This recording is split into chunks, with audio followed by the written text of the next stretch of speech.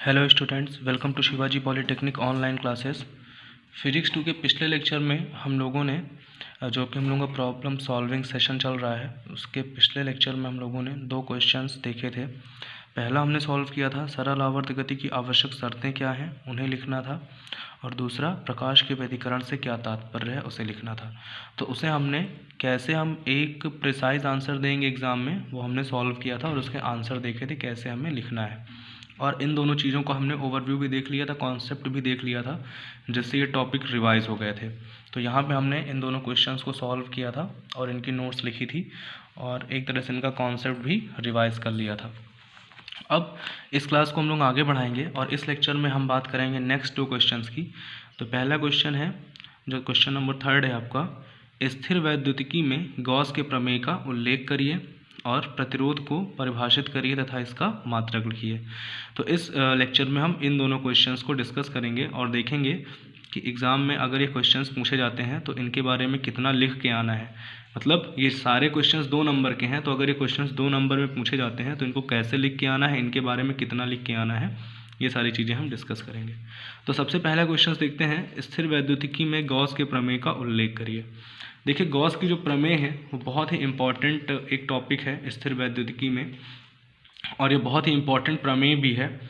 तो वैसे तो इसका डेरिवेशन भी है आपके सिलेबस में, और इसका जो डेरिवेशन है वो मैंने क्लास में करवाया था आपको कि कैसे हम इसका डेरिवेशन करते हैं, कैसे हम फाइंड आउट करते हैं वैद्युत फ्लक्स और निर्वात की वैद्युतशीलता एप्सिलॉन नॉट और आवेश क्यू के बीच संबंध कैसे निकालते हैं। ये सारी चीज़ें मैंने आपको क्लास में इसका डेरिवेशन कराया था, तो समझाई थी। हालांकि इसका डेरिवेशन मैं एक बार और वीडियो भी बना दूंगा इसके डेरिवेशन पे आपके लिए, लेकिन फ़िलहाल हमें इसका डेरिवेशन नहीं करना है। इस क्वेश्चन में हमें बस इसका जो अगर 2 नंबर में पूछा गया है तो इसकी जो परिभाषा है या इसका जो स्टेटमेंट है या जो कथन है, बस हमें उसे लिखना है और फॉर्मूला लिख के इसे एक्सप्लेन कर देना है। तो आइए देखते हैं कि गॉस का प्रमेय का कथन क्या होता है। तो यहाँ पे लिखा हुआ है, स्थिर वैद्युतिकी में गॉस की प्रमेय हमें यह बताती है कि किसी काल्पनिक बंद पृष्ठ से गुजरने वाले वैद्युत फ्लक्स तथा पृष्ठ द्वारा परिबद्ध कुल आवेश में क्या संबंध होता है। इसके अनुसार किसी बंद पृष्ठ से गुजरने वाला वैद्युत फ्लक्स फाई ई उस पृष्ठ द्वारा परिबद्ध कुल आवेश क्यू का 1/ε0 गुना होता है। ठीक, तो ये इसका स्टेटमेंट है जो हमें एग्ज़ाम में अगर ये 2 नंबर में पूछा जाता है ये क्वेश्चन, तो हमें लिख के आना है। देखिए, हमेशा जो गॉस की प्रमेय है उसके लिए सबसे इंपॉर्टेंट चीज़ ये है कि इसे हमेशा हम एक बंद पृष्ठ पे ही अप्लाई करेंगे। इसका जब डेरिवेशन करते हैं तो इसका एक डायग्राम हम बनाते थे। डायग्राम में जो बंद पृष्ठ हम बनाते थे, ज़रूरी नहीं कि वो एकदम गोल ही हो या गोला ही हो, बंद पृष्ठ बंद होना चाहिए। वो किसी भी शेप का हो, उससे फ़र्क नहीं पड़ता था, किसी भी शेप का होता था, उससे कोई फ़र्क नहीं पड़ने वाला था। मान लेते हैं हमें इस बिंदु पर कोई पॉजिटिव चार्ज क्यू रखा हुआ है, तो अगर हमें इसके पृष्ठ से गुजरने वाला जो वैद्युत फ्लक्स है उसका मान निकालना होता था, तो हमें कुछ इस तरह का डायग्राम मिलता था। हमें कुछ इस तरह का एक डायग्राम मिलता था और इसी डायग्राम की हेल्प से हम सॉल्व करते थे गॉस की प्रमेय को। इसी डायग्राम की हेल्प से हम सॉल्व करते थे गॉस की प्रमेय को। अब इस डायग्राम को मैं आपको एक लेक्चर बनाऊंगा इस पे पूरा, तो मैं आपको एकदम डिटेल में समझाऊंगा कि कैसे हम क्वेश्चंस को सॉल्व करते थे या कैसे इसका डेरिवेशन होता था। तो वो चीज़ें मैं आपको डिटेल में बनाऊँगा जब मैं इस पर एक पूरा का पूरा इसके डेरिवेशन पे लेक्चर बना दूंगा आपके लिए, जिससे कि अगर मान लीजिए 2 नंबर से ज़्यादा में पूछा जाता है तो आप इसका डेरिवेशन आसानी से कर सकें।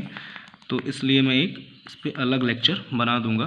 फ़िलहाल हम इस तरह का एक डायग्राम बनाते थे जहाँ पे ये क्षेत्रफल वेक्टर होता था, ठीक, और ये वैद्युत क्षेत्र का वेक्टर होता था, और ये उन दोनों के बीच में कोण बनता था थीटा, ठीक, वो होता था। ये हमारा एक क्षेत्रफल, ये एक स्मॉल इसका क्षेत्रफल का अव्यय लेते थे, डी ए लेते थे। ये एक स्मॉल अव्यय है क्षेत्रफल का, एक डी ए लेते थे, ठीक है ना। तो इस तरह का हम डायग्राम बनाते थे गॉस की प्रमेय के लिए। तो उसके बाद हम अगर 2 नंबर में पूछा जाता है तो इसका पूरा स्टेटमेंट लिखने के बाद हम रिलेशन लिख देंगे कि फाई ई बराबर क्या होता था, इंटीग्रेशन ऑफ, ये देखिए जो क्लोज दिखा रहा है यहाँ पे, ये जो इंटीग्रेशन के साइन पे जो गोला बना हुआ है, ये बता रहा है कि जो सरफेस है हमारा वो क्लोज है, यानी कि बंद पृष्ठ है, एक बंद पृष्ठ है जिसका हम समाकलन कर रहे हैं, वो ये साइन यही दिखाता है। तो समाकलन ऑफ ई डी ए, जहाँ ई क्या है, वैद्युत क्षेत्र है, इलेक्ट्रिक फील्ड है, और डी ए क्या है, एक क्षेत्रफल वेक्टर है, ठीक है ना। ये वैद्युत क्षेत्र का वेक्टर है और ये क्षेत्रफल वेक्टर है। इन दोनों के बीच में स्केलर मल्टीप्लिकेशन जब करते हैं और इसको जब सॉल्व करते हैं तो आंसर हमारा जो फाइनल हमें मिलता है एक्सप्रेशन, वो क्या होता है, फाई ई बराबर क्यू अपॉन एप्सिलॉन नॉट, जहाँ पर फाई ई क्या है, वैद्युत फ्लक्स है, क्यू क्या है, बंद पृष्ठ से संबद्ध आवेश है, और एप्सिलॉन नॉट क्या है, निर्वात की वैद्युतशीलता है। अब यहाँ पे बात आती है कि वैद्युत फ्लक्स क्या होता है। ठीक, देखिए वैद्युत फ्लक्स जो होता है वो वैद्युत क्षेत्र का ही एक गुण होता है। अगर किसी भी वैद्युत क्षेत्र से जो वैद्युत बल रेखाएं गुजरती हैं, तो जहाँ पे वैद्युत बल रेखाएं पास पास होती हैं वहाँ पर वैद्युत क्षेत्र की तीव्रता अधिक होती है, जहाँ पे वैद्युत बल रेखाएं दूर दूर होती हैं वहाँ पे वैद्युत क्षेत्र की तीव्रता कम होती है। तो किसी बंद पृष्ठ से जितनी भी वैद्युत बल रेखाएं गुजरती हैं उसे ही हम वैद्युत फ्लक्स कहते हैं। किसी बंद पृष्ठ से जितनी भी बल रेखाएं गुजरती हैं उसे हम वैद्युत फ्लक्स कहते हैं। तो ये वैद्युत फ्लक्स की डेफिनेशन होती है, यह एक तरह से वैद्युत क्षेत्र का एक गुण होता है। ठीक, तो इस तरह से हमारी जो गॉस प्रमेय है स्थिर वैद्युतिकी में, उसकी परिभाषा हम लिखेंगे अगर 2 नंबर में पूछा जाता है तो। स्थिर वैद्युतिकी में गॉस की प्रमेय हमें यह बताती है कि किसी काल्पनिक बंद पृष्ठ से गुजरने वाले वैद्युत फ्लक्स तथा पृष्ठ द्वारा परिबद्ध कुल आवेश में क्या संबंध होता है। इसके अनुसार किसी बंद पृष्ठ से गुजरने वाला वैद्युत फ्लक्स फाई ई उस पृष्ठ द्वारा परिबद्ध कुल आवेश क्यू का 1/एप्सिलॉन नॉट गुना होता है, अर्थात फाई ई बराबर integration of vector E dot vector D A.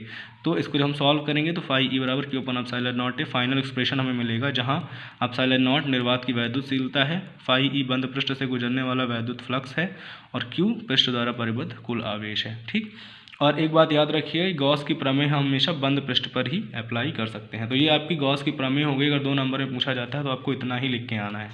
इसके बाद जो आपका नेक्स्ट क्वेश्चन है आपका कि प्रतिरोध को परिभाषित करिए, प्रतिरोध को परिभाषित करिए तथा इसका मात्रक लिखिए। तो प्रतिरोध क्या होता है, सबसे पहले हमें इसे परिभाषित करना है। ठीक, तो इसकी हम डेफिनेशन अगर लिखेंगे तो इसकी डेफिनेशन बहुत ही सिंपल है, क्योंकि हम जानते हैं कि किसी भी चालक में जब धारा प्रवाहित होती है तो किसी भी चालक में अगर हम कोई बैटरी लगा देते हैं या उसे किसी वोल्टेज सोर्स से जोड़ देते हैं तो उसमें जो विभवांतर उत्पन्न होता है यानी V, वो उसमें प्रवाहित होने वाली धारा के अनुक्रमानुपाती होता है, V प्रोपोर्शनल I होता है। ठीक, अगर इसको हम इस तरह लिखें V बराबर IR, जहाँ पे हम एक कांस्टेंट का यूज़ करें तो R एक कांस्टेंट हो जाता है जिसे हम प्रतिरोध कहते हैं। ठीक, तो एक तो हम ऐसे डेफिनेशन लिख सकते हैं। ठीक, और दूसरी डेफिनेशन क्या हो जाएगी जो हमें एग्जाम में लिखनी है अगर ये 2 नंबर में पूछा जाता है, तो किसी चालक के सिरों के विभवांतर तथा उसमें प्रवाहित धारा के अनुपात को प्रतिरोध कहते हैं। यानी यहाँ से हम निकाल सकते हैं V बराबर IR से R बराबर V अपॉन I, यानी कि प्रतिरोध क्या हो गया, चालक के विभवांतर और उसमें प्रवाहित होने वाली धारा का अनुपात ही क्या कहलाता है, प्रतिरोध कहलाता है। ठीक, तो किसी चालक के सिरों के विभवांतर तथा उसमें प्रवाहित वैद्युत धारा के अनुपात को प्रतिरोध कहते हैं। इसे R से प्रदर्शित करते हैं, R बराबर V अपॉन I, जहाँ V विभवांतर है तथा I चालक में प्रवाहित वैद्युत धारा है। इसका मात्रक क्या होता है, इसका मात्रक ओम होता है, और ओम का सिंबल क्या होता है, इस तरह से हम ओम को दर्शाते हैं। और प्रतिरोध को कैसे दर्शाते हैं, इस तरह से R से दर्शाते हैं।